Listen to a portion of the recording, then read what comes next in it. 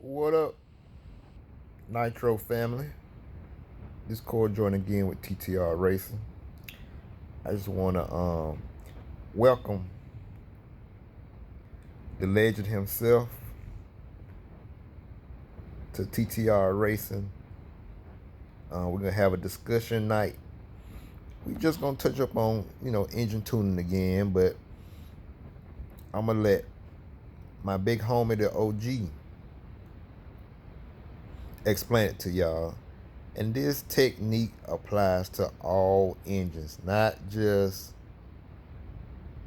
.21s, also modified engines. Because modified engines have the same needles as .21, so all apply. But since this is TTR racing, we pride ourselves with people that, that we know, so we love to, share their knowledge with the with the Nitro family. So again, let's welcome the OG. He finna break this engine tuning down one more time for us. Last time we had, Mr. Jared Tebow, but tonight we got the OG. Especially for y'all, this is good also for y'all Novorossi engine lovers, you know what I'm saying? Which I ain't tripping. If you part of the family, it don't matter what you're running. Nitro, we just want it to be tuned right, you know what I'm saying? So we gonna let the OG, break it down and explain it to y'all. Alright, y'all, get your pens and that pen and paper I told y'all about. Get your pens and paper out. Take notes. Again, this applies to all engines, Nitro engines. .112s, .15s, .18s, .21s, .23s, .25s, all the way up into .28s, even modified. All this apply because all of them had the same high-end needles, same low-end needles, same idle needles. So y'all take notes. OG, give it to him, OG.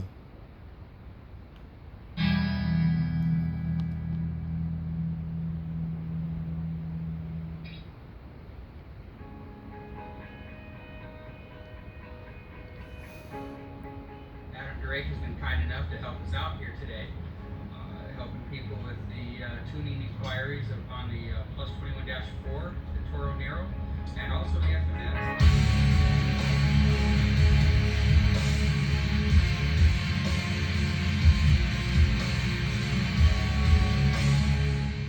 We've learned a lot and just kind of want to share that with everyone. Just kind of the proper way of what we've learned as far as braking in the engines, tuning the engines, different clutch setups, just little things that we've learned to help increase runtime, and also just the tuning and making the engines very reliable.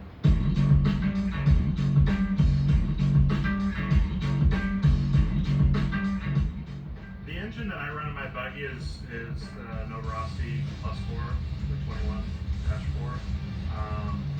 The engine has a very, very smooth power band. The runtime is incredible.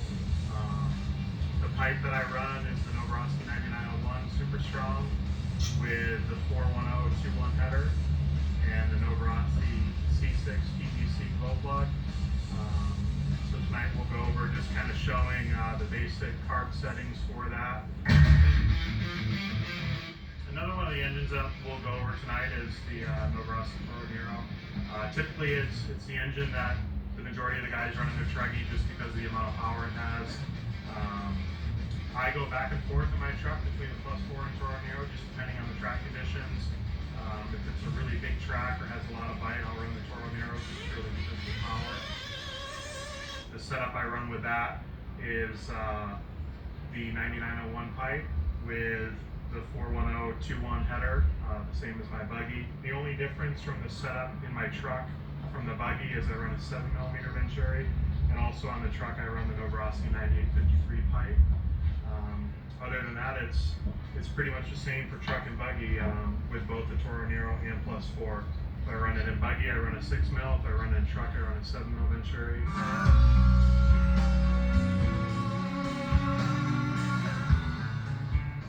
The third engine tonight that we're going to go over is the FMS. This is just kind of the workhorse, just flat out if you need all the power in the world. One of the things that's very, very often overlooked with tuning your engine is your clutch setup.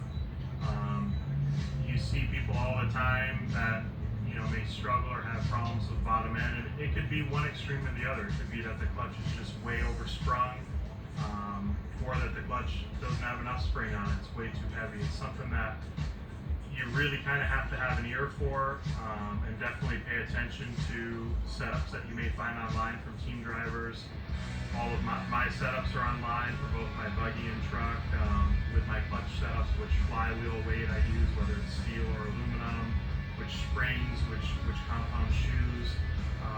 But it's something that you just really, really need to pay close attention to. Not only your clutch wear, but also just how it's set up, because it can have a very, very big impact on the tuning of your engine. If the clutch is too heavy or the springs are too light, your engine, no matter what your tune is, will not produce the power that you want. It'll always have that lag. It'll end up running hotter, and you just won't get the full potential out of the engine. And then another thing is engine break-in. There's so many methods out there. I mean, it's kind of a science. Everyone has their idea of what's the right way. One of the big things that I feel is very, very important to engine life is when you have a brand new engine, making sure you heat it up the first time using a heat gun, and also just keeping the engine warm during the first few tanks. So what I do is I'll heat the engine with a heat gun, and then I'll use like a 10 scale truck foam, wrap it around the head, so you still get some air to the head, but it kind of disrupts the air and helps keep the heat in the engine. And then another thing is just making sure when the engine's new that you're very, very conservative with a high-speed needle. It will do a lot of good for you in the long run. The more time you take breaking in your engine, the more life you'll have.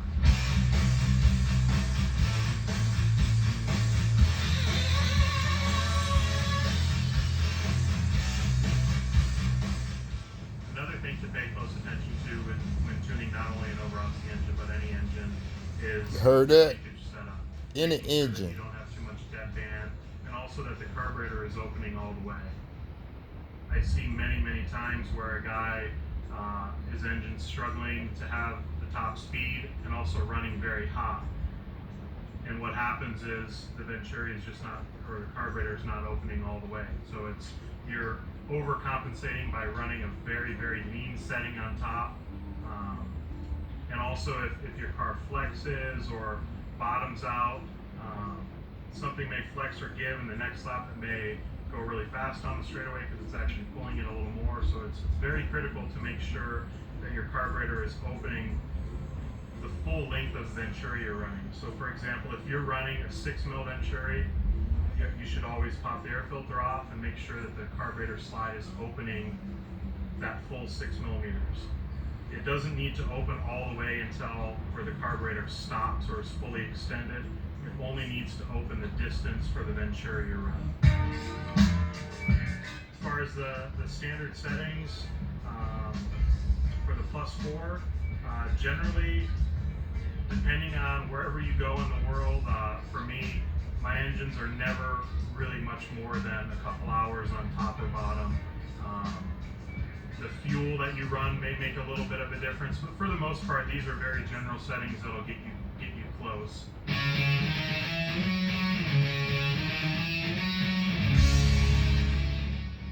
The engines right out of the box are very, very close for break-in. Generally what I'll do from break-in is maybe lean the low-speed needle a half a turn or so just to make sure that it idles well. But the high-speed needle is far as once you get closer to race tune, generally the low speed needle is almost flush. And again, it will depend on which type of fuel you run and which venturi, but for the most part, that'll get you very, very close. As far as the high speed needle goes, that's just in from flush. Probably a quarter to a half a turn in from flush. I see a lot of people using the +4 with the low speed needle very, very far out on bottom. The engine will run fine there, but you'll kind of have an inconsistent tune as far as when you fuel. The engine will then be too rich. Sometimes you'll have mystery flame out. It's purely just because the engine is way too rich on bottom. As far as the +4, the high speed needle is very close to the same setting on the Toro Nero as the +4. It's maybe a little bit closer to flush or a quarter turn in from flush, but the low speed needle is considerably richer. The low speed needle on the Toro Nero should be out about 1 turn from flush.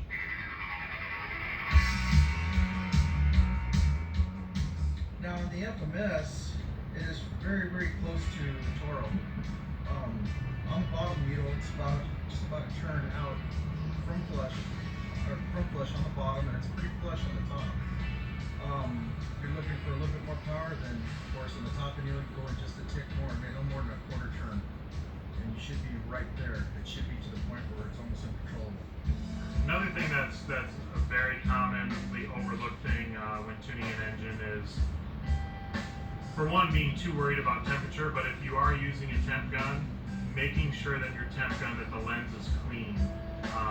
If you have a temp gun that has a lot of dust and dirt on it just from sitting in your box, your temps could be off 30 to even 40 degrees. So it's something that on a daily basis, every time when I'm at the track, I just always take my temp gun and just use my shirt just to help clean the lens.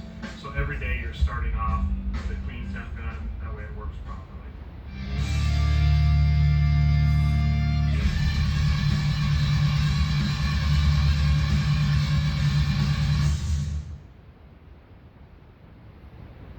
Well,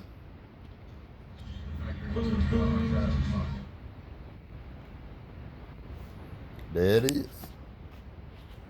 It's KJ, TTR Racing. Just want to let y'all know, hey, we just bring the best to y'all because we care about it. Our Nitro family, so we're going to bring you the best. So, hope y'all learned something. Adam told me to tell y'all, hey, treat people the way you want to be treated. So, hey, and just the seeds you sow, when you do good, you get good back. When you sow good seeds, you're gonna bring up a good harvest, bring up good fruit. So, hey, treat people right.